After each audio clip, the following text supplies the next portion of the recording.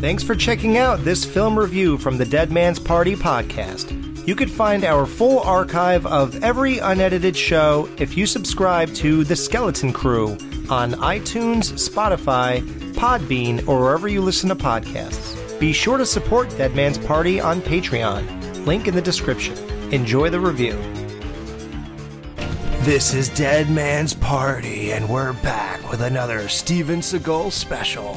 1992's Under Siege. An ex-Navy SEAL turned cook is the only person who could stop a group of terrorists when they seize control of a U.S. battleship.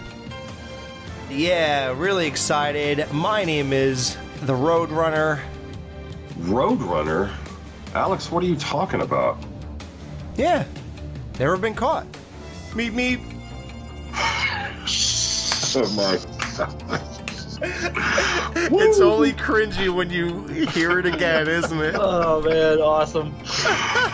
Oh shit. Holy shit. I can't believe he said I would have been like, I'm not doing this. Chris, I am so glad that you came on to the show today to review Under Siege with us. I was just supposed to jump out of a cake, that's all. I don't know anything. No, you don't know anything? Yeah, well, you watched the movie. You can review this with us. This is ridiculous. Right, Ghoul? Do I look like I need a psychological evaluation? No, not at all. Jeez, I just want to introduce you. Okay, well, yeah, guys, so excited about this one. This is starring Steven Seagal as Casey Ryback, Angelo Pappas as Commander Krill, Tommy Jones as William Stranix, Erica Eleniak as Jordan Taint, Damian Chapa as Tackman, Troy Evans as Roger Predactor. Charlie. Do you know I've been mentioning him as Roger Predactor? Like, when did I just do this? Like, last week on T-Wolf. this guy's in every movie. Like, he's the new Bill Cobbs. Yep. David McKnight as Flicker. Not that you'll know any of this. Like, okay, who's a notable? You'll know Raymond Cruz. Tuco. Oh my God, that didn't even hit me when I was watching this movie. Holy shit. Wild. Wait a minute, where did my thing disappear? Who's the pretty boy in Judgment Night? How come I don't see him in my thing now? Did I hit the wrong movie? That's Under Siege 2. Oh, that was 2 we were looking at. Okay. Me and him were talking earlier. I totally got mixed up. Okay. He's not in this. Of course not. How would I not know that? Yeah, so we don't know anybody else here, really. Okay, we're done with that. Yeah, so Under Siege, 1992, you know, Seagal did Out for Justice, Above the Law, he did Hard to Kill, he did Marked for Death, and we went over all of those movies. Those are classic Dead Man Party reviews, each and every one, I believe. People like all those. They like our Seagal movies. Now, here's the thing that in those movies, I felt that those were like great movies to review because there's like amazing fodder in those movies. Like, they're so over the top with William Forsythe and ridiculous with Hard to Kill and Marked for Death, and Out for Justice is just bonkers. And as everybody knows, this is like, what is his first big budget movie, like big studio movie? This is the first one? Yes, for sure. Yeah. So a lot of those elements are not intact here. And there's a lot of Steven Seagal tropes that we made fun of that are not intact here. Now, I'm not saying this is not going to be an enjoyable review for anybody listening right now. I'm just saying I think it's going to be a different kind of review. I think that we're actually going to review it like a normal, legit movie, and there's not going to be as much over-the-top ridiculousness out of Seagal or in the writing or in the what's on screen. It's kind of more straightforward. But there are some pluses to this. So, you know how, like, we used to always make fun of how little screen time Seagal would let his villains get? Like, remember how we found out that Forsyth, like, half of what he did was, like, cut? Yeah. And, like, remember that they turned it into a montage? Yes. Yeah. And all that stuff. And then we all talked about Kelly LeBrock. We talked about, who's the chick who spread her legs in that movie? Sharon Stone. Yeah. Remember how bogged down she was? Yeah. So, I don't know if Steven Seagal had the same power in this production to do those things to everyone else. So, you know how, like, when you watch all those other 4 movies, it almost feels like Steven Seagal is, you see him during, like, 90% of the movie? Yeah. So would you guys agree that in this film, he was basically, like, I need the cars. divvied up, and I would say the villains got as much screen time as he did, and the leading lady did not get bogged down quite so much. Like, they like incorporated her throughout the film a little more than obviously Kelly LeBrock or Sharon Stone and people like that. Yeah. Well, it's funny because I didn't really look up anything about, like, if they had other casting choices before Seagal for Casey Ryback. But this one feels like those other ones that you had mentioned, like Above the Law, Out for Justice, Marked for Death, all those seem like movies that Seagal almost, like, came up with himself. And he was obviously always going to be, like, the main person. This one feels like they had the movie already ready to go, and he was just kind of like their last big name they could get to, quote, lead it as, like, the hero, you know what I mean? Yeah, they saw he was blowing up, and they were like, well, hey, let's get Seagal to do this movie. Stallone and Schwarzenegger are already way bigger than a movie like this at this point. Like, so he was, like, their best bet. Yeah, let's think about that. If Stallone or Schwarzenegger were in this, wouldn't that feel like a major step down for those guys? I don't... You're coming off Terminator 2. Yeah, but you got to look at what Stallone was doing back then. He was doing, like, Oscar and Stop or My Mom Will Shoot. Oh, God, yeah. Maybe we shouldn't talk about them together like that. But if it's them with Tommy Lee Jones and Gary Busey, I don't really think it's a step down. Yeah, because those first 4 Seagal movies feel like B movies almost. Not in a bad way, but they just don't feel like, top level Hollywood. But this one feels like an actual big budget, A studio level film. Yeah. To get even just, like, the shots of the actual USS Missouri, and, like, it feels like it was filmed maybe on an actual, like, retired naval ship like this, because it doesn't look like a set at all. It looks like they're actually there. No, it's filmed big. This movie feels like a big event. It doesn't feel small at all. No. So I feel like that had to have cost them a little bit of money. Yeah, Andrew Davis directed this. He also directed The Fugitive. Which is funny because when I was watching this movie, there's at least 5 actors in this movie that also pop up in The Fugitive. So then I thought this has to be the same director, so I got on IMDb, and sure enough, it was. That makes a lot more sense now. But he also filmed Above the Law, so he's worked with Seagal before. I was not aware of that, huh? Yeah. And an Arnold movie he did, which this unfortunately went under the radar, Collateral Damage. Yeah, I never saw that one. It's okay. It's 2002 or something like that, right? Was that the one that was supposed to come out in 2001, but then 9/11 happened and they put, okay. Sure. Yeah, I remember when that came out. That's the one. So, Ghoul always says that his 2000 Arnolds are spotty. Like, listen, I watched everything Arnold did, but when it comes to rewatches, the 2000s are spotty on my rewatch list. Because I think I've seen Collateral Damage 3 times, and I've seen Terminator 1 and 2 300 times. Checks out. Yeah, it checks. I've seen Terminator 1 3 times. That is wild to me. Oh my Chris, God. we already silenced you. You didn't get to say your shit. Oh, actually, no, I did let him give his rating, didn't I? Oh, God, what was I thinking? No, you were fair. You were fair. You played my original rating. Ugh, what was I thinking? I gotta be a jerk like people think I am. So how disappointed were you guys that Steven Seagal didn't have his trademark ponytail in this movie? First thing on my page is disappointed that Seagal didn't have the ponytail. That's the first note, no ponytail. Yep, same here, dude. Very first line. Unbelievable. I wonder why that is. Maybe he was just wanted to get away from that look, or maybe the studio was like, let's ditch the hair, dude.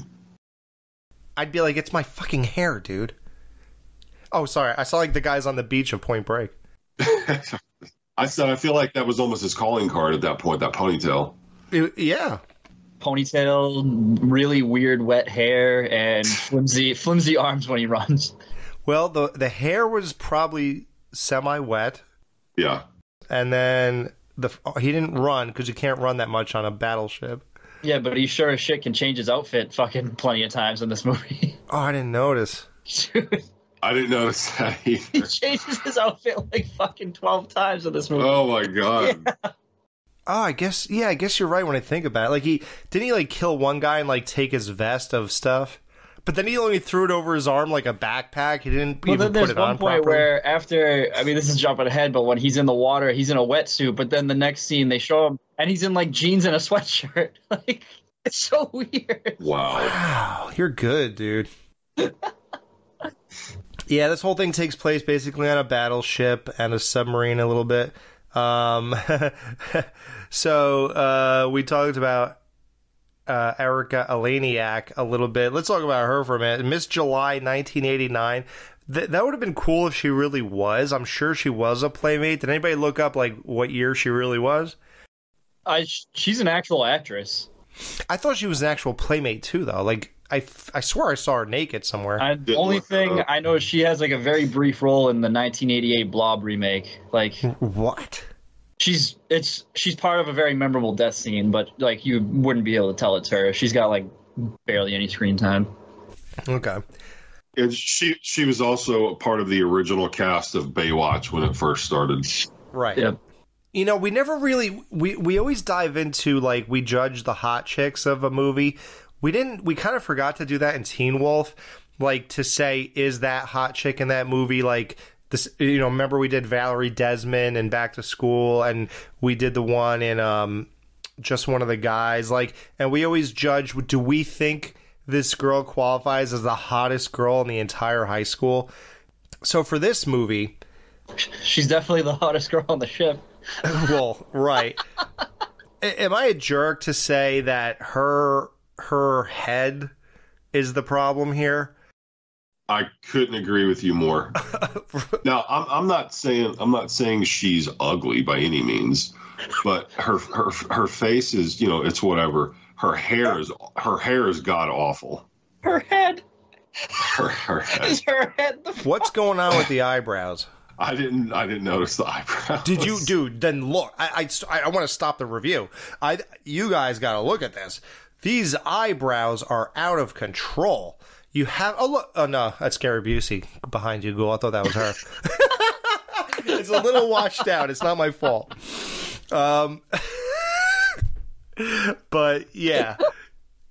Her eyebrows are out of this world in this movie. And I don't know if eyebrows upkeep was not a thing back then, like it is now, or even 10 years ago, I feel like it was a thing.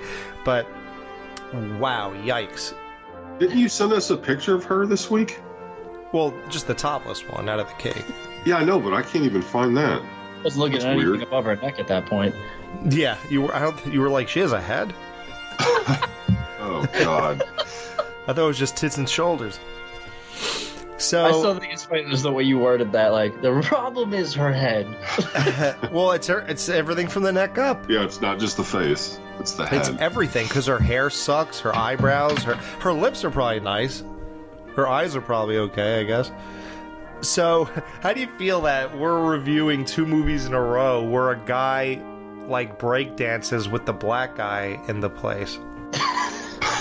like how weird that Seagal starts dancing with the black guy in this movie. Like, I thought they were gonna break out into a break dance. I don't know. Well, yeah, I was disappointed because I thought he was really gonna start getting after it, but he just kind of started dancing for like a second or two, but then stopped. I thought they were gonna have like a dance off or something. I was disappointed they didn't. Right. I didn't understand, like, why do they do that? Like, is the racial the racial, like, stereotyping? Yeah, the stereotyping, like, because, you know, black people just love breakdancing with white people. So how do you guys feel about Pappas in this movie? Like, I would say in the whole thing, I'd say till like the point where they kind of started taking over the ship, he seems very high strung and he gives me anxiety. Oh yeah. Yeah. No, you're exactly right. Yes. Yeah, he's a very intense person. Like, I mean, he's in everything or most things he's in, but in this one, like, because like especially if you hear about like or like read about people like guys who are in this kind of like or in the military like this, like, and they're stuck on ships for these kind of people for long periods of time. They're like, oh no, these people exist and they're fucking like terrifying to be around. It's like anywhere, like having a boss at work who anytime they're around, you're just like, oh, Jesus Christ. It's like, oh, God. Yeah, like, yep, here we go. Escalate to 100. Yeah. So when you guys see him, since we're all such big fans of the movie the year before this, which he looks totally different, by the way. I don't know if he lost weight or something from Point Break, but he looks better, I would say. He definitely has lost a little bit of weight. Yeah, he looks better here. Especially in the scene when he's dancing, dressed up like a chick. Oh, that was like borderline cringy. I don't know what was quite going on there. Does that ever stop being disturbing on every rewatch? The way his back bends so far back and arches and the tits. He's almost too fluid with it. It's like his bones were removed from his body. And he's just the meat and he could do anything. It's weird. Is it not insanely out of character? Like, I'm sorry, there's no way on earth. That's why I find it so bizarre, because that seems like the last thing in the world that a guy like that would do. Yeah, right. Like, Commander Krill doesn't look as, like, it doesn't faze me as the kind of guy who's there to, like, oh, yeah, we're gonna, like, well, that's what's funny, because they say that in the thing, like, oh, I guess Krill isn't such an asshole after all. Right. I feel like they did that as an afterthought, like, you know, this is not right. Let's, I think Busey was too into doing whatever we asked him to do, and it doesn't fit his character anymore, so we gotta have a guy address that in some way. So let's have somebody say, wow, maybe he's not such an asshole after all, man. Did you find it weird that they named that character, his last name, Krill? You guys know what Krill are, right? Is it I'm assuming it's some sort of oceanic Krill creature? Are extremely small shrimp-like fish that are the main food source of whales. Like, they're tiny, tiny, tiny little shrimp creatures. All right. I just thought that was weird that they would name this like badass and, you know, high-ranking commander after a very small, meaningless meal for a whale. Yeah, like, and it's weird because Tommy Lee Jones talks about shrimp later on. Yes, he does. I love how Seagal is so into cooking. He's like, hey, I got a quiche in the oven. Don't move. like, it's really weird how into it he is and about his pies and the soup. He is so offended when Pappas spits in his soup. Oh, that's so disgusting. Ugh. But even when he's chopping the vegetables, they show he's doing it with such precision. Like, it's like, all right, we get it. He's making 50 gallons of bouillabaisse. I don't even know what the fuck that is. Is that like soup? Wait, look behind the ghoul. He's dancing, dude. Oh my god. It is weird. Look at that. Look. I wonder if he was having fun while they filmed this, or if he was like absolutely humiliated and pissed off. Actually, I can't tell. I feel like Gary Busey like teeters on like. I feel like I wouldn't be surprised if he probably improvised this part too. But at the same time, I wouldn't be surprised if it was scripted and he just went with it. Like, he seems like he just does whatever. Like, he shows up for the job and he delivers. Yeah. Wow. He even delivers the line "faggot" again when Seagal punches him in the face. Dude, like, oh my god. We cannot. Are we just gravitating towards movies where one calls somebody a... No, but it's like we were saying, what was it, during Judgment Night, how it just was everywhere during these times. Now, what year is Judgment Night? 93. So 1 year after this, we're still doing it. Okay. So this is 3 movies in a row we've done now, recorded, where they've said that. Judgment Night, Teen Wolf, and this. It's unbelievable. It's funny, though, because Seagal lays him the fuck out and sends him flying over that countertop. And then he says, now I know why you're a cook. You hit like a faggot. They hit hard enough to knock you over the fucking counter. Yeah. Wow. Yeah, Tommy Lee Jones coming in this movie like some classic like 60s rocker Burnout. I could make an argument that this is almost more of a Tommy Lee Jones movie than it is a Steven Seagal movie. I could totally agree with that. I was going to ask you guys who dominated. Is it more of a Pappas? Is he the main villain, or is this... I mean, obviously in the order of kills, and we don't even see Pappas die in any real way, right? Sorry, I should say Busey. Sorry. I always forget how he dies in this movie, which is funny because it is very unceremonious. They just shoot the submarine, right, with those starburst or something like that. Oh yeah, they were saying that word. Yeah, starburst. They shoot it with a starburst, and then Busey's just not there anymore. Yeah. I agree. Every time I watch this, I always forget. I'm like, oh, that's how he dies, because you expect it to be this. Because it's weird how. Okay, yeah. So there is also a slight villain problem in this because, again, jumping ahead. I know we said we're just jumping all over the place. No. This is not a walkthrough. Yeah. Okay. Hey, all right. So Krill and Ryback have this rivalry going through the whole thing. There's tension between them. Krill gets unceremoniously blow up on a other submarine that's helping them, helping the villains. And then when he fights Stranix, which is Tommy Lee Jones's guy, they are supposed to be familiar with each other. He's like, oh, I remember. And like they say they remember each other, but there's no past anything between either of them. And then Tommy Lee Jones gets the knife fight, like the final battle that should have been. I think that should have went to Busey, right? Yes, exactly. Yeah. That is weird because he's the guy that we spend the most time with. Busey's there right from the beginning, and somehow Tommy Lee Jones gets the end battle. Yeah, it's like I said, like I really think that Steven Seagal was like just a hire for the hero. I think they already had Tommy Lee Jones and Gary Busey locked in, and Casey Ryback was the last person to be cast for this movie. And he was the hot action guy at the time, and I thought, oh, wow, if we could get Seagal for this role. Well, yeah. Yeah.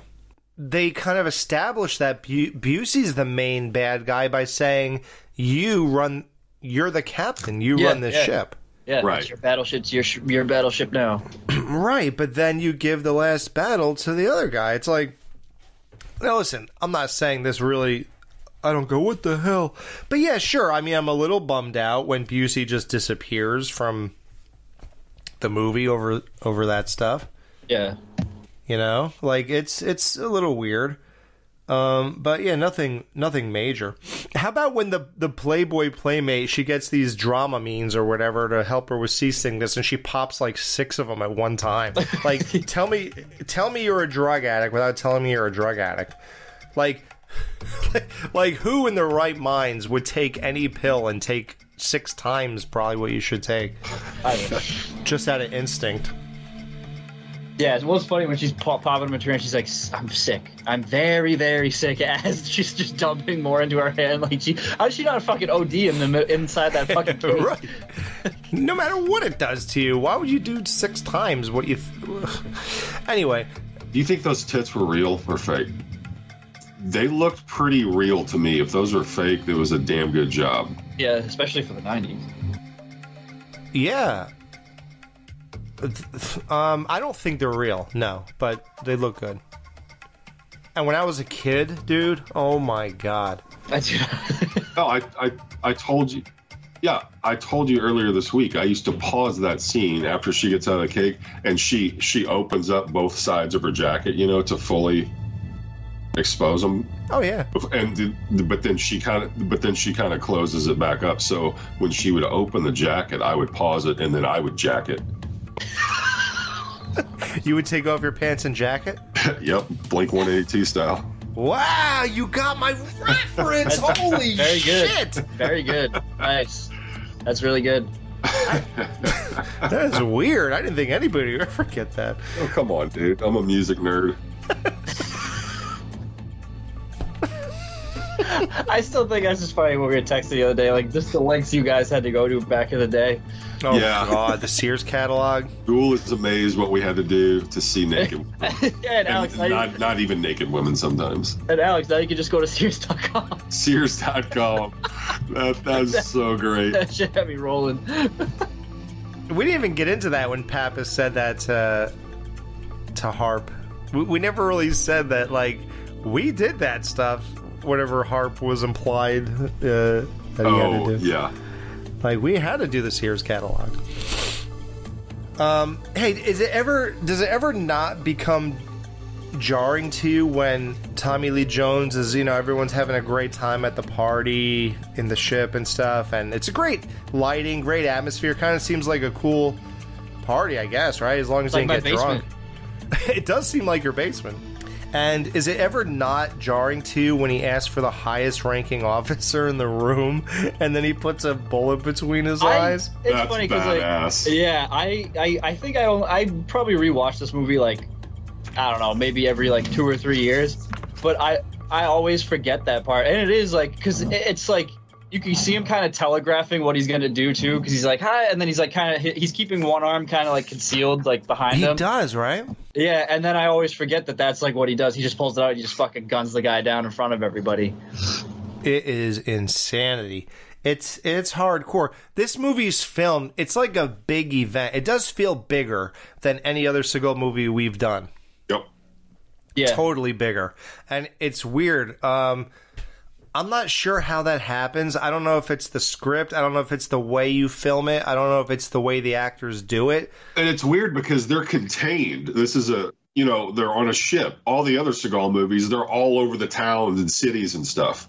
Yeah. It should feel small. Right. But it doesn't. And I used to say that about when I used to review the Scream franchise. Those movies always felt like an event. It never felt like just a movie, like a small-time movie, right? Yeah. Well, it's funny, too, because, like, have you guys ever been, like, on a ship like this before? No.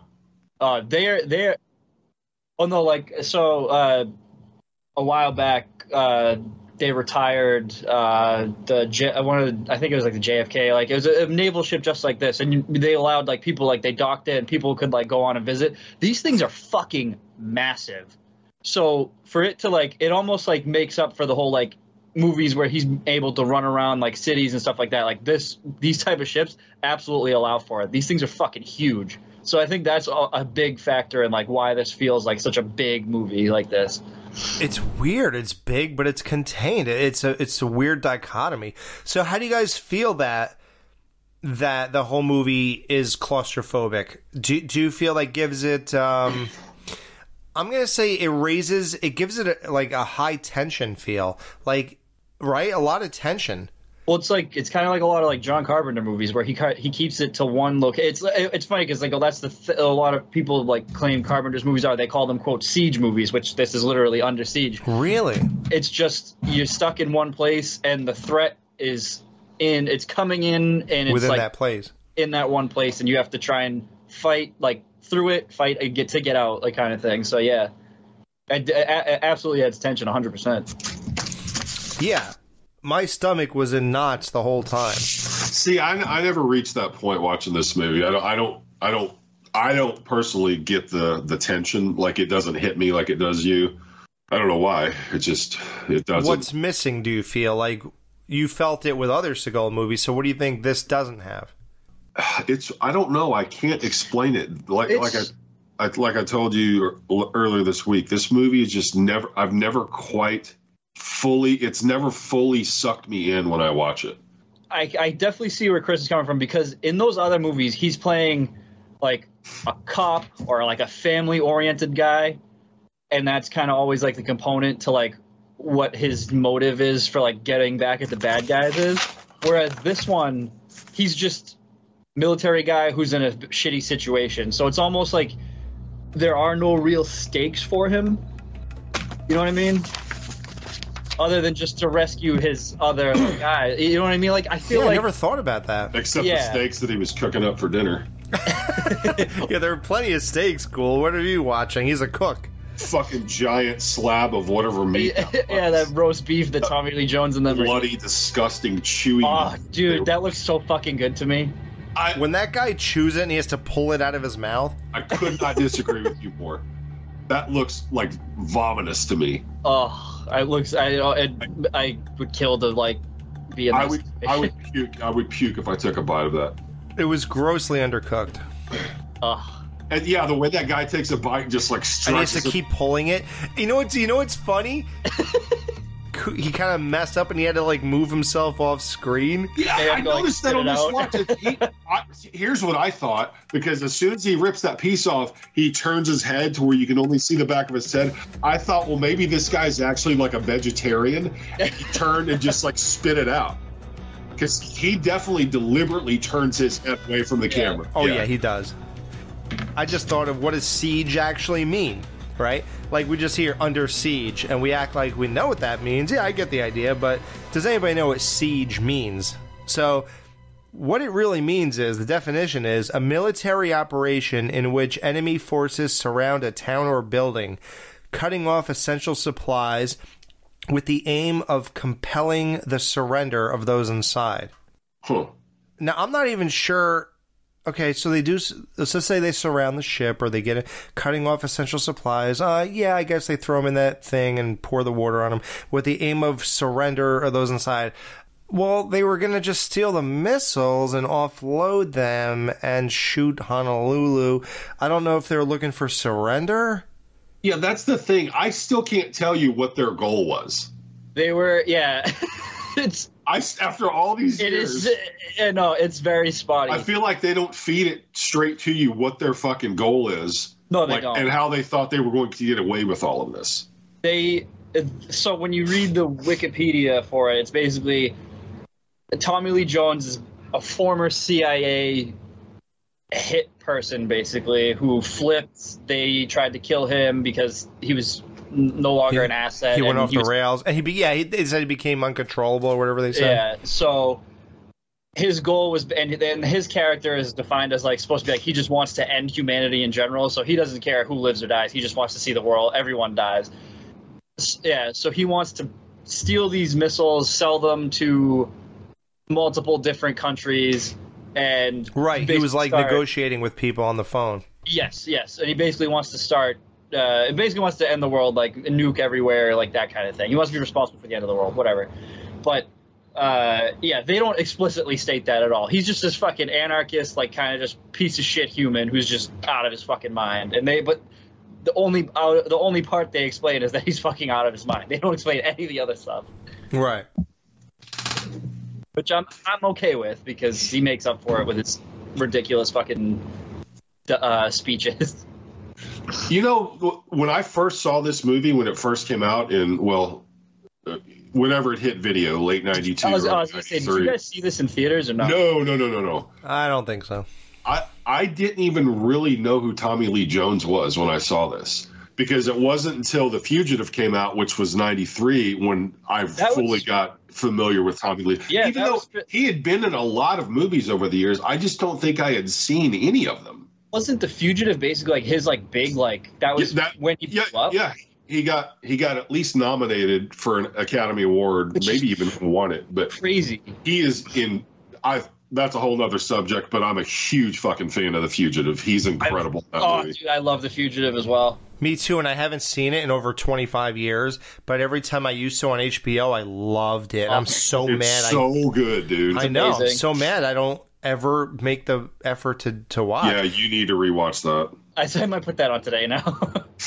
Part 2 is Robert Downey Jr., right? Well, and Wesley Snipes. It's a spinoff, I guess. Yeah, it's called U.S. Marshals, which it really wasn't very good. I saw it one time back when it came out.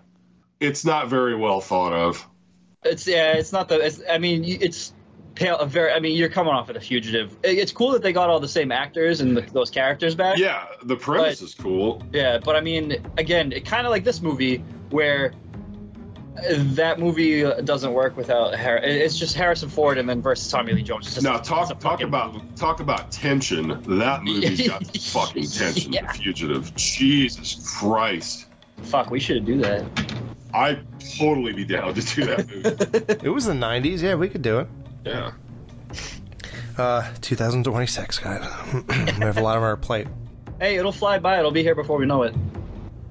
How funny is it when Seagal, when that dude, that little kid, I guess you can call him, we're so old, well, Ghoul's not that old, but me and Chris can call him a kid, the guy who was watching Seagal while he was locked in the meat locker, he was like shot up as bad as, remember in Total Recall when Arnold turned that guy around on the escalator and used him as a body shield? Oh my god, yeah. Holy shit. He gets fucked up. It's so, yeah, because this guy, Chris, he's also in The Fugitive, right? This guy? Yes, yeah, he's one of the marshals. Yeah. Oh, wow. He gets fucking mercilessly. It's so sad. And what does Seagal do when he walks up to him? He checks his pulse, but he's also looking for his handcuff keys. Oh, he checks his pulse. This guy is riddled with bullets. He's blood coming out of his mouth. Like, that's the sure sign that he's... In any of these action shooter movies, when blood's coming out of the mouth, you're dead. That's it. Like, that's the time. Check this pulse. Like, if it was thumping, what the fuck would you have done? What, you gonna start CPR on him or something? What are you gonna do? What, are you gonna pull him to the corner and say, you'll be alright, I'm gonna come back for you? He's gonna plug his wounds with dirty dish rags? Like, yeah, what are you gonna do? So when Seagal comes swinging out of the ceiling, handcuffed, A, how did he get up there? And B, how would you be able to hold on to something and leverage yourself perfectly with, you know, a handcuff where your hands are only far apart that much? It's Steven Seagal, man. How can you get up into the ceiling? He's an ex-Navy SEAL, just like Jesse the Body Ventura. There's also there's a solid shot of product placement there too when they show the shot of him trying to lift the cuffs from behind his back over his legs. He's wearing, I think, like some brand Reebok of Nike. pumps? Was it Nike or Reebok? It was. I was gonna say it was one. I was like, that's clear product placement right there. Like, he's trying. Oh yeah, they made some money on that shoe. How do you think they got President Bush to make a cameo in this? Yeah, what is that all about? Was that filmed for the movie, or did they just have a high? There's no way it was. It was, but it's also almost way too. It looks way too like good for 1992. Like, cut in, like, right. That's the shit they do now in like those Marvel movies when they want to show like, oh, this character from this movie, all those movies was there in the background, and they do that. It looks so like fucking like hammed up and like clearly CGI'd in. That looked like seamless. It was fucking. Oh wild. yeah, it was seamless. They just had to have used footage from when he was obviously actually on a ship somewhere, or they were there with their own cameras filming it if he was at some kind of a ceremony or something. Yeah. And then were able to use the footage. Because I would think they would have to be given permission, obviously, to insert the president of the United States into their movie. Right. Yeah, and that was the good George Bush, guys, not his son. Well, I'm not a fan of. Seagal manufactures. Okay. We gotta. Yeah, you gonna talk about the bomb scene? He makes a bomb in a microwave, but at some point they kill the power, and then at some point they put the power back on, and suddenly the microwave is just going again.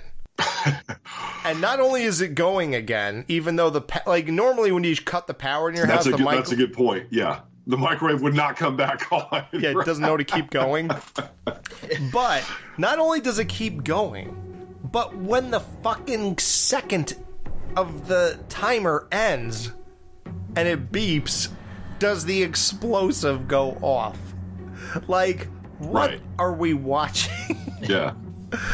Like, they all got basically a warning to dive over the counters at this point, and it's like, oh my. But listen, it's cool. It was a cool moment, like beep beep, oh run, and dive over it. For movie purposes, I get it. It's fun, it's cool. And then you get to see Tommy Lee Jones look at him and be like, so is there anything else about this cook that we need to know? And I would like to see the file on him and all that stuff, and then Busey. And I'm going to say something that I really appreciate about this movie.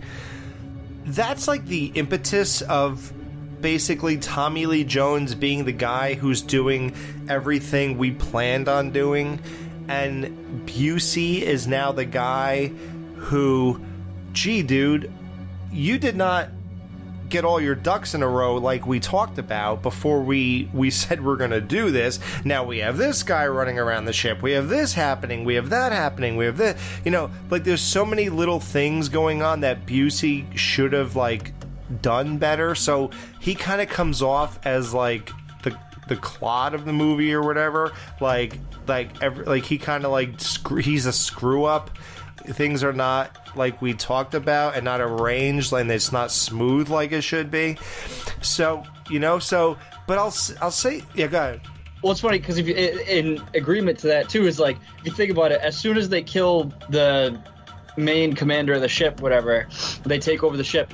Krill, Busey's, like, his first thing is he looks at his own personnel file. And then he sees that they were going to give him a psych evaluation. He doesn't care about anything else. He just wants to see, like, what they think of him. You see what I got to go through? Just shows, like, how much of a fucking doofus he is, basically. I guess. Right. He's unhinged. Unhinged, basically. But that's not a doofus. Unhinged. That was bad. So, but here's what I'll say. This movie, the villains are very personable. Like, that's what sells this movie to me. Like, I like when people are personable and it fleshes out the characters. Like, they're very understanding of each other. Yeah, they're very under-sieging of each other. That was retarded. I couldn't help myself. Yikes. I really couldn't help myself. That was the worst one you've ever done. No, you're right. They all have, they're like, you got obviously Tommy Lee Jones, Gary Busey. You got the Irish guy, Cole Meany. He's been in a few other random things. Even, like, I know that everyone says, like, the whole, like, this is like, oh, just Die Hard on a whatever, this thing.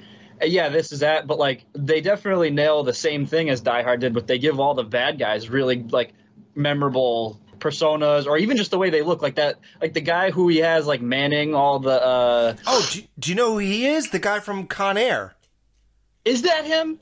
Yeah, the asshole from Con Air, right? Yeah, he looks really familiar. Okay, that makes sense now. Right, Chris? You know that guy. The guy who was basically, after they threw the anchor on Seagal and he was slashed up and he crawled back onto the ship, he walks right up to him and he goes, wow, right back. Boy, I wish you were on our team. Oh, well. And he goes to shoot him and then the girl shoots him in the back. I remember that scene, but I can't picture the guy's face in my head right now. That's the guy from Con Air. I saw Con Air once. Oh. Con Air's great. Yeah. All right, that makes a lot more sense now. I should have fucking known that. So, the whole point of this movie is that there are, they took over this ship. What's it called again? Missouri? Yes. What is it? The USS Missouri? Is that the full name? USS? Yep. Yeah, okay. Yeah. And they basically knew that there were 32 Tomahawks on there, and I guess they're like the craziest missiles you could shoot at that time, I guess. It's a big deal. Then you get this whole round table of, like, the government who is in contact with the ship. Then you get these scenes where Tommy Lee Jones gets to ham it up and, like, talk to these guys. I love his they're so good. Like, and it's funny because he's, like, preaching the shit, and all his guys around him are, like, cracking up at what he's saying. Yeah, and he's like, shh. Yeah, he's, like, kind of hamming it up, but almost at the same time, his character's so insane that I think he's, like, being legitimately, like, serious about what he's saying. Like, governments will fall, anarchies will reign, and they're, like, laughing. And I think I'm like, no, he's dead serious. Like, that's what he wants. Like, right. I fucking love Tommy Lee Jones in this movie. Yeah, no, he's great. He's great. They're all great. Everybody does a great job. I think they knew that they were going for a big budget Hollywood action, theater movie, and everybody stepped up. He's really over the top in the beginning of this movie, though, when his character first gets introduced. And I thought, oh, shit, is he like this the whole movie? I can't remember. When he's a 60s rocker? Yes. Like, he's really going for it. And then once they're out in the clear or out in the open with their intent, he dials it back a little bit and plays like, a badass villain. I think you would retract your statement if you watched the movie Batman Forever.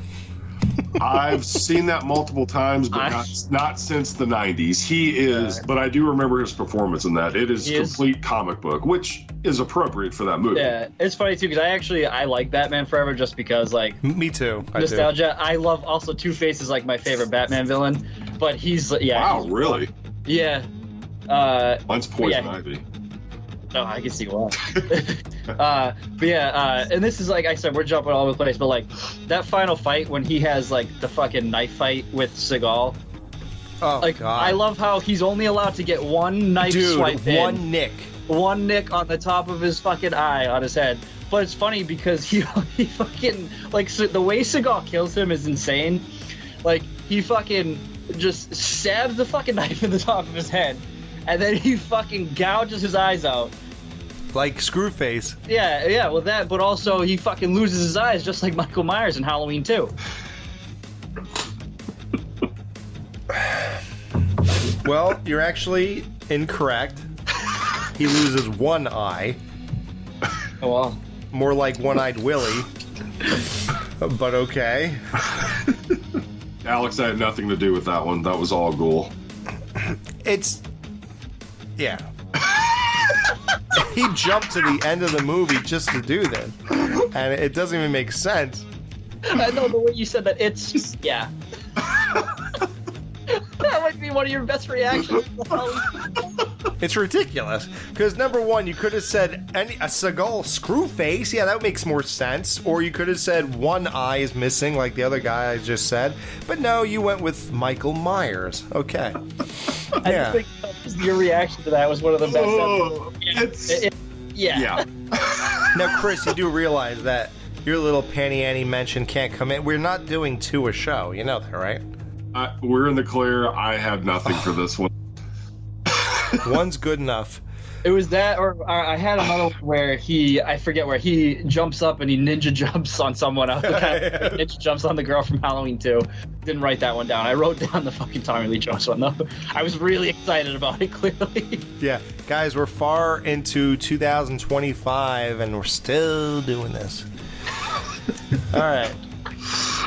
The Roadrunner Meep Meep thing we did in our intro, like, man. So when he does that in this movie, do you cringe, or is it just when you hear me recreate it, does it really hit you that, oh my god, that's bad? I had to have you recreate it for me to fully appreciate that. Right. So now when you watch it again, will it happen? And it's Tommy Lee Jones can just deliver the most absurd lines and still make it work. I don't know what it is, so I don't find it bothersome. I didn't find yours bothersome either. Oh wow, I cringed while saying it. but no, I'm just kidding. No, I kind of did though. No, but seriously, what's really bothers me about it, me and Chris grew up on these Warner Brothers cartoons of all these characters that he kind of mentions. He mentions like Yosemite Sam in a roundabout way. You know, Bugs, Coyote, Meep Meep, Roadrunner. I know all of these. You know all this. Okay, good. So you can appreciate that, and it's cool, right? But then all of a sudden, when he actually references one of these cartoons, he talks about two shrimp or something. That was the thing I didn't know he was talking about. And I'm like, I'm really trying to remember what he's talking about. He's like talking that cartoon, about the two shrimp, they ride in on the seahorses and whatever. I'm like, I don't know what he's fucking talking about. Do you, Chris? You're a couple years younger than me. I mean, older. Sorry, what am I, stupid? Older than me. So you go a little further back. Do you remember two shrimp riding along and shooting or something behind it, and then there's something? What does he say? A lobster eats them or something? I don't know. Something like that. I don't remember. It is a very strange tirade. Right. Like, why didn't he talk about, like, the thing that was popular at the time, like the Tasmanian Devil, or something that we know about? Like, you have us the whole movie, and then all of a sudden you pull out this cartoon reference that obscure no one on the reference. Yeah, he'd be like, Elmer Fudd hunting down that rabbit. Like, could have done that, but no, he fucking went with this. Who knows? Maybe the thing he's talking about isn't even real. Maybe he was just improvising. How old would you guess Tommy Lee Jones to be in this movie? Oh god. Oh god. Let me pull up Busey. Okay, so how old would you think Busey is in this when they filmed it? I'm gonna guess 43. But isn't that sad if he's 43? Dude, I'm 45. Mm-hmm. Look at me. Do I look like as old as he does? No, but you also weren't in a motorcycle accident, so. Oh, stop.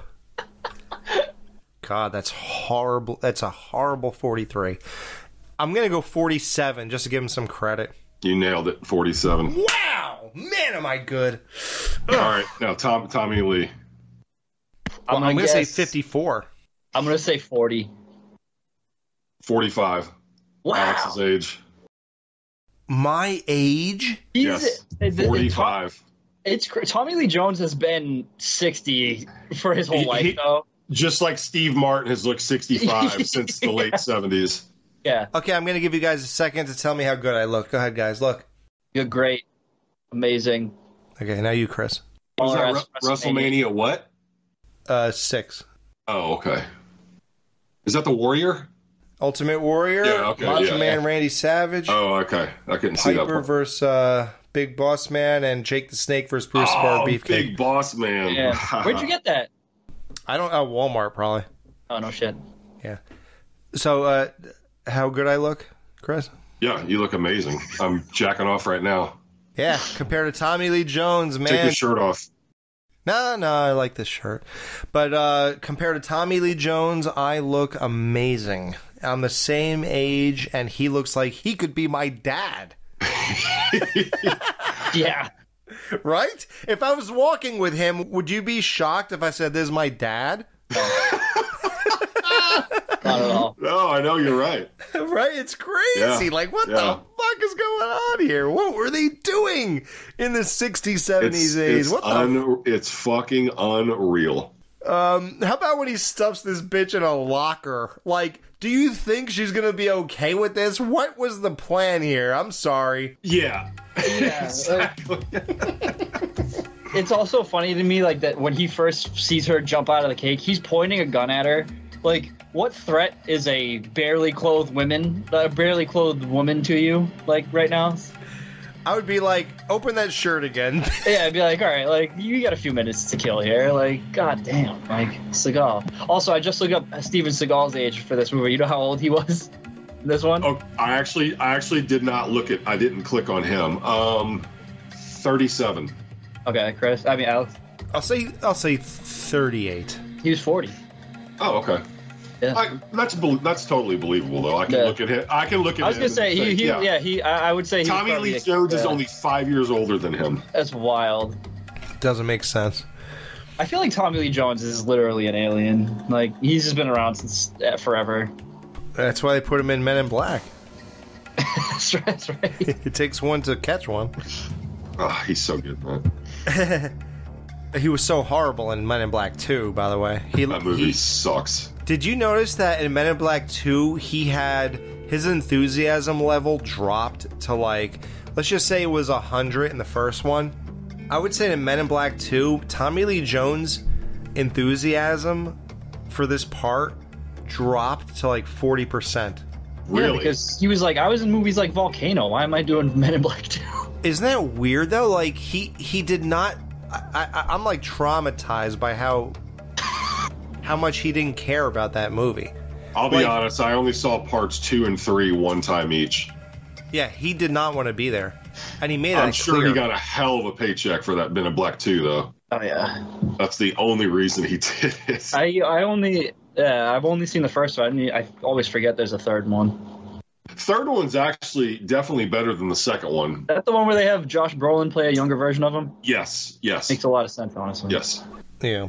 So, yeah, they blow that helicopter out of the sky. All their stuff stops working, so instead they just stand on the ship and shoot it with rocket launchers. Thank God the chick from Commando wasn't shooting that helicopter. She would have shot the ship. Exactly. Oh, my God. I like when they hear that tapping on the door, and she's like, "What's that?" And he immediately, it's Morse code. What are they saying? They're saying, "Get me the fuck out of here." Right. That's pretty good. Yeah. Ghoul, I'm surprised you don't know Morse code. looked at it. I never fucking. It's far I don't beyond my understand mental how capacity. anybody can learn this. Yeah, far beyond my mental capacity.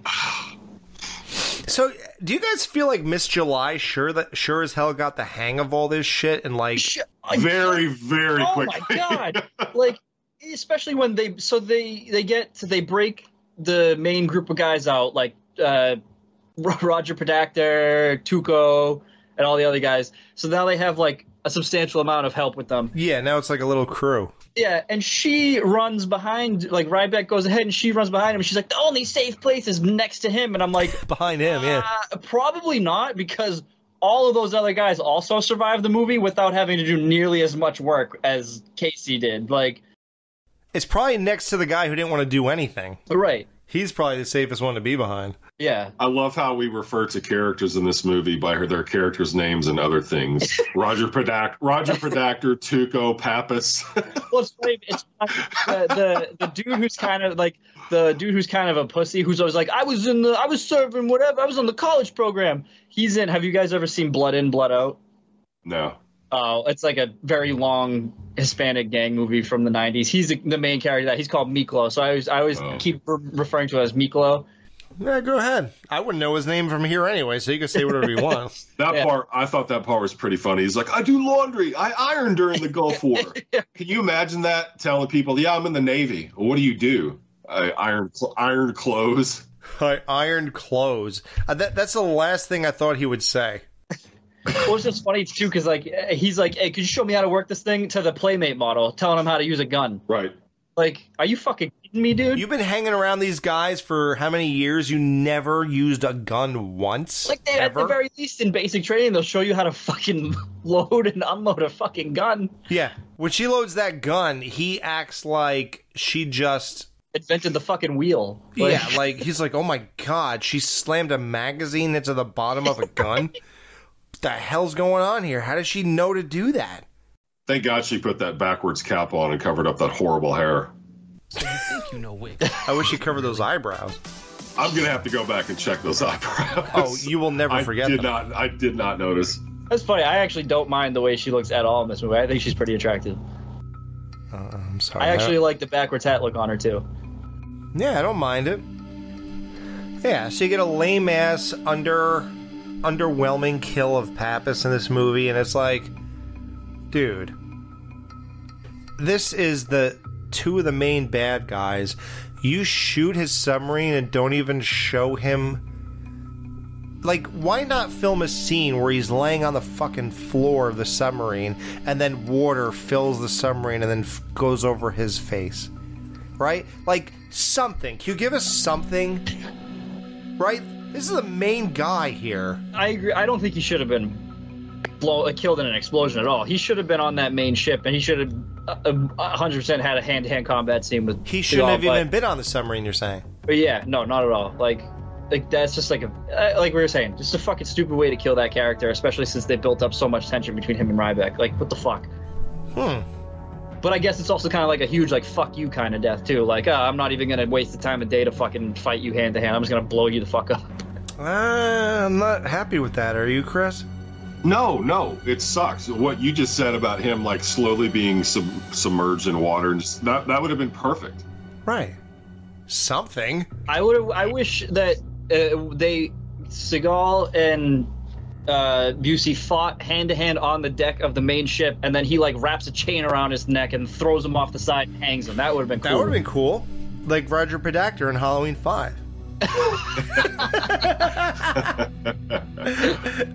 Oh god. How do we do this stuff? Charlie. Like, I don't get it. It's just very weird considering how when you go to this, like literally, like as you look at Chris's background, Seagal's name is over the title of the movie. So you're going there to see these. Consider how he killed all of his villains in those previous movies that we talked about. Those were all like hand-to-hand, close-up, personal like kills, and then this nothing. Except for you could take that to the bank. I can picture Senator it. Trent. Man, you're good. Yeah. Except for that, where he just hands him over to the police. Right. Like, that's almost kind of as disappointing as this with Pappas. But either way, Tommy Lee Jones, he's on the balls of his ass at this point. Everyone's dead. Even like that nerd guy who Tommy Lee Jones holds a gun to his face and he goes, "Okay, fine. Give me more time. I'll fix the power," or whatever. Yeah. Like, do you realize that he was just shot like with everyone else when the black guy? The black dude. They all just get like the meat. Yeah, they all just get like killed in shootouts. Just shootouts, right? I was gonna say this is just a random henchman kill, but when one of my notes was like the dude who gets impaled by the steel beam, that is fucking cool. And it goes through him and the floor under him. Yeah, and then they show it after the fact. It's just so much fun. I thought that was pretty fucking cool because my other thing on that was like, there's not a lot of like gunshot gore in this either. Like you see people get shot, and I feel like you see a lot of people get shot and fall down stairs in this movie. Yeah, like no bullet holes or anything unless it's a severe close up. The steel beam part was awesome. It's just like on Predator when he drops that log straight down onto the Predator. Yeah. Yeah. Yeah, he becomes a meat waffle. Yeah, it's wild, man. Like, what a way to die, right? Like, god damn. I'd rather be that guy who got shot between the eyes, that top officer or whatever he was. Mm-hmm. Like, so Tommy Lee Jones, like I said, he's on the balls of his ass. He shoots two tomahawks at Honolulu. And it's going to land in 24 minutes. In the meantime, Steven Seagal rips a man's throat out. And then I was saying, because it's playing right now, that the one scene I always forget is in this movie when he goes into that little, like, it's like a fucking, like, workshop, and he fights, and there's some really good, like, hand-to-hand kills in that, like, one, he, like, slices some dude's fucking thigh, and they show that. It's a nice, solid, like, bloodshot. And then he fucking puts another dude through, like, a fucking bandsaw. Yeah. Right through his fucking shoulder. My God. That was fantastic, yeah. Yeah. Oh, so good. Not so good. Why didn't they run it all the way up his arm and cut his arm off? I mean, as much as I love, like, gun kills, it was cool. I like, when I go to a Seagal, like, when I watch a Seagal movie, I expect the hand-to-hand, like, melee kills, and that absolutely delivered for that. Yeah, this felt like a classic Seagal scene to me. Absolutely. No. No, fuck you. Don't tell me what I think. Where's the hyperextended arm? Well, it doesn't have every single thing, but okay. It could have definitely used the hyperextended arm. Yeah, it's like the first movie that he doesn't do it. It's wild. I'm shocked and disappointed. But still, that workshop scene is awesome. Yeah. Right. So the way they end this, Seagal saves the day, basically. Anticlimactic as fuck for a Seagal movie. Because no, it is because. Yeah. All he does, so he stops the one missile. They shoot the fighter jet shoots it out of the sky. The other one, they're on the phone with that round table of government people, and they just give him the code, and he types in the code, and the fucking bomb disarms and blows up. All he saves the day by typing like 7 numbers into the computer. Yeah, that's the end. So Honolulu. 1 million people. Who knew 1 million people lived on Honolulu? You know that? How many people live there now? Oh shit! I mean, no idea. Honolulu itself, the city is a city, right?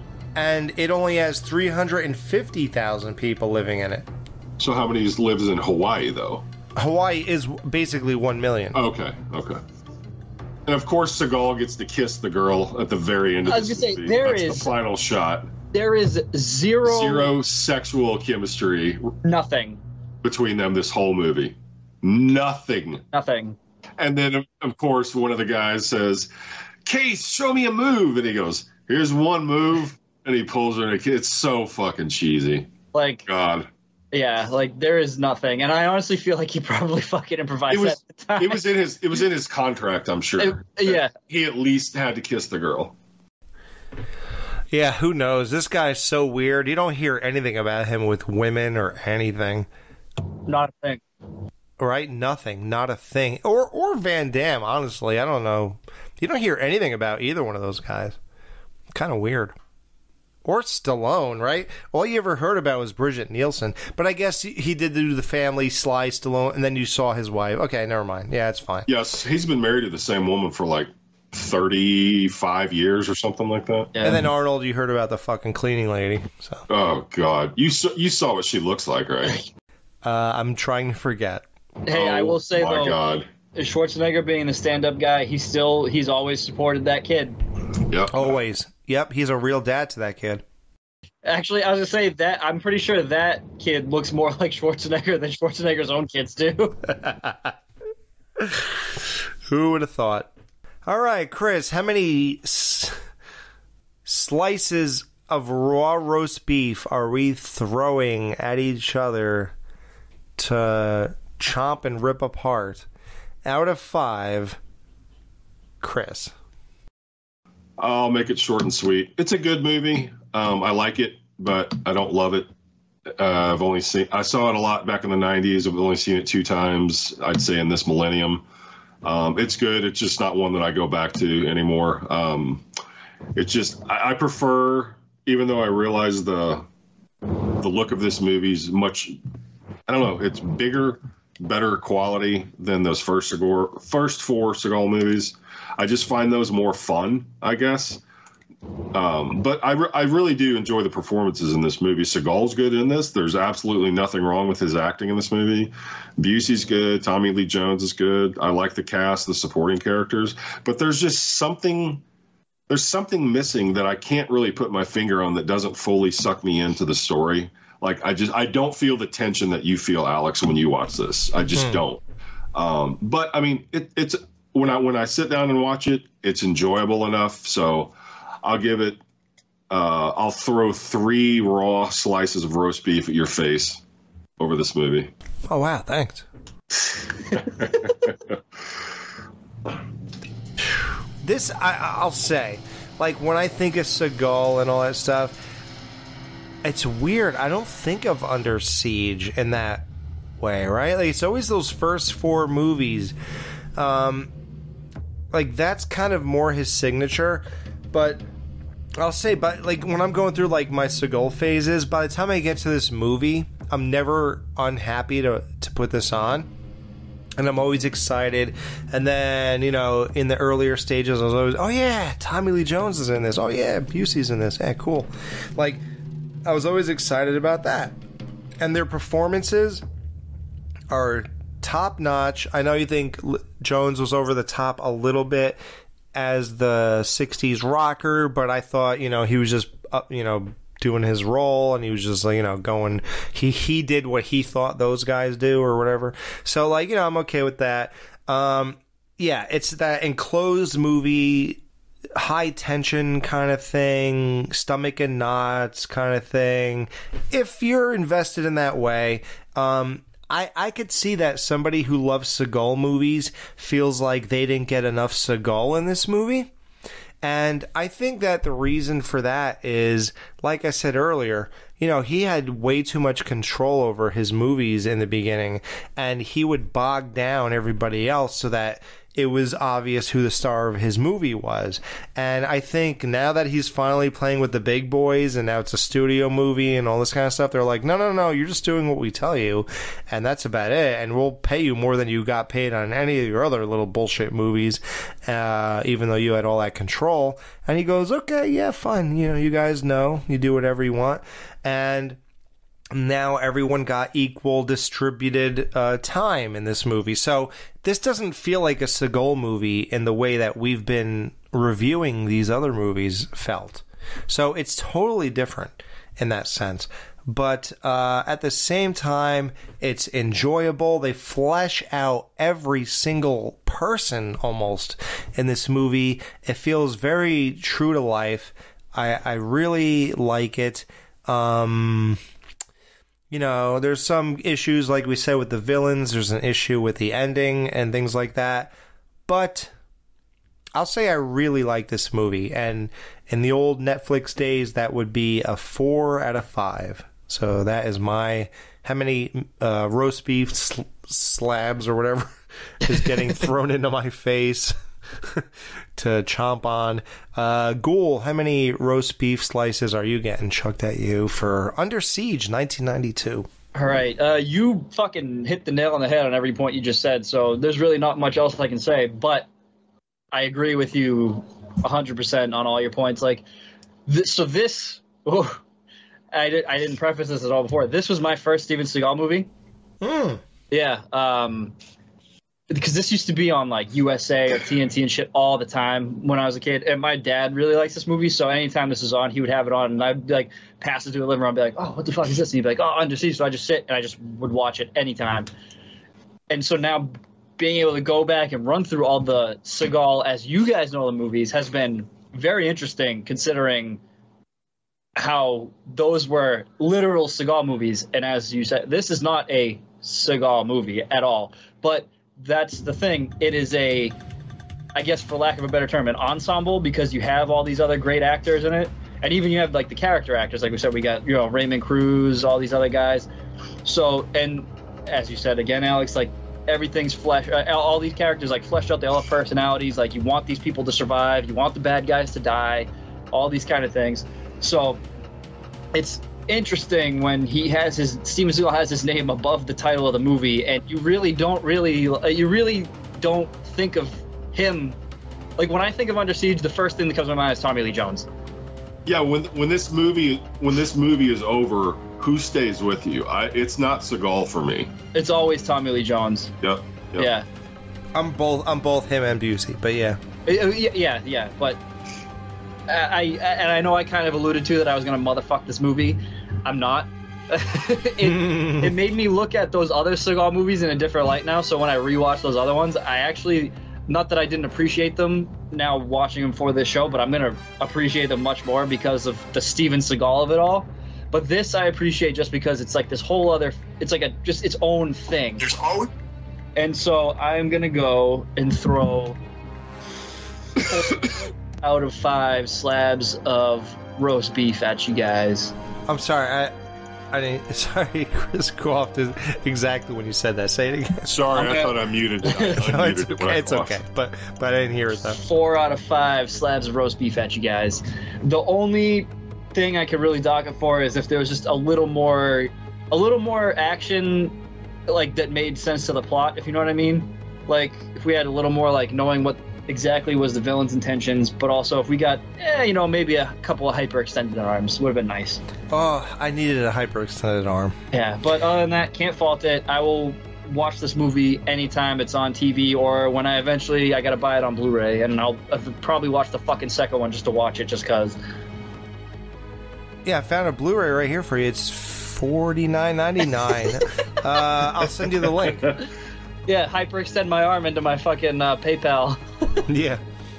Just so everybody knows, you could buy this movie, Under Siege 2, and Above the Law for $14, or you could just buy Under Siege and Under Siege 2 on Blu-ray for $12 right this second on Amazon. I don't know. Hey, and the first time we did the review before the movie's over, when I played it on the back. I know. We did good. Very good. I think this is his most popular movie. Is it really? Yeah, because I Googled most popular Seagal films, and this website called Screen Rant did a huge ranking of his movies just like earlier or this past year, and they did 21 films, and Under Siege they ranked number 1. And then also something else that popped up was a Reddit thread, and the title of the thread was most popular Seagal movie, and then in parentheses it said excluding Under Siege. Oh wow. So, yeah. So I think this is probably the majority of the people's pick for their favorite Seagal film, I guess. If I hadn't done joined the podcast with you guys and had the availability to be able to watch this, I would say Under Siege would be mine, but my number one Seagal is absolutely fucking Marked for Death. Oh yeah. Yeah. Screwface. Dude, I listen to that song probably like once a week. Screwface, you know your time has come. Dude, it's a fucking good song. It is a good song. I'm not into reggae, but that is a catchy as fuck song. It's a great song. Is it John Crow or something? Yeah. John Crow. John Crow. Dun, dun, dun, dun, dun, dun. I'll just say Under Siege 2, just so everybody knows. That's that weird movie where he's like on a train and his family is on the train and his wife is, who is it? Hagel? Something Hagel? I don't think it's his wife. I think it's like his niece because she's very young. No, it said Ryback. Yeah, she's probably like related to him. I don't think she's his wife because she's like, I'm pretty sure she's like 15. I don't care. I don't think he would care about that. No, I don't think he would. Under Siege 2? Is that what you're talking about? Yeah. Oh, Katherine Heigl is his wife. Oh, wow. She had to have been young as fuck. I never thought about it, but yeah, like maybe. She was only, when did this come out? 98? 95. She was only 17. That's what. Yeah. 16. She's got to be like his niece or his daughter or something. I never thought about it. Yeah, listen, I didn't memorize that movie. Okay, either way. But Under Siege 2, just so you guys know, I know you probably think we probably should or something review that next week or whatever, but it's not that good. I don't know. Maybe there's things to make fun of and stuff like that, but it almost seems like they just basically made another Seagal movie, and somebody goes, "Let's just call you Casey Ryback, and then we can make a lot more money if we call it Under Siege 2." Oh, it's got Patrick Kilpatrick. Yeah. Chris, we were saying it has villains from all things we like. Oh, it has wow. Everett McGill, who's the Silver Bullet. Silver Bullet, People Under the Stairs. Yeah, the our guy from Judgment Night and Pulp Fiction, Zed. And then, Patrick Kilpatrick from Death Warrant and Class of 1999. Sandman. Yeah. And he does not come across as Sandman in that movie, just so you know. I didn't even know he was in the movie. Like, he's got big Sandman vibes in Class of 1999. Chris, you see what he's doing, right? He wants us to... Dude, I will trade out one of my picks for that movie. I'll watch it. I have nothing against watching it and doing it. I'm good. So if you want to, go ahead. Yeah. So that's Under Siege, guys. Yeah. Everybody loves when we do Steven Seagal movies or Van Damme movies. It's always good fodder, good fun. But I think this interview... I think this review went... Interview with Steven Seagal, imagine. Yeah. All right, Steven, see you later. I'll see you later, Alex. Thanks for having me. Thanks, I'm really glad you like my movies. Yeah, man. I just read the greatest script I ever read in my life. Who wrote it? I did. Wow. What a quinky dink. I need to know what movie he was talking about. I know. I wish I knew. Steven Seagal's synonymous with this podcast. But I will say to you guys, we made sure we got Van Damme in there with Lionheart. We made sure we got, Under Siege in there for Seagal and all that stuff. But there, as you know, we have half the amount of movies we usually get to do per year this year. So there are no more Steven Seagal movies coming until next year. I hope everyone's okay with that. I'm sure most people don't care, and they're just like, yeah, okay, whatever. I can't wait to hear what other blockbusters you have lined up. Don't worry, you will not be disappointed. So we'll see you in 2 weeks. Dead Man's Party signing out.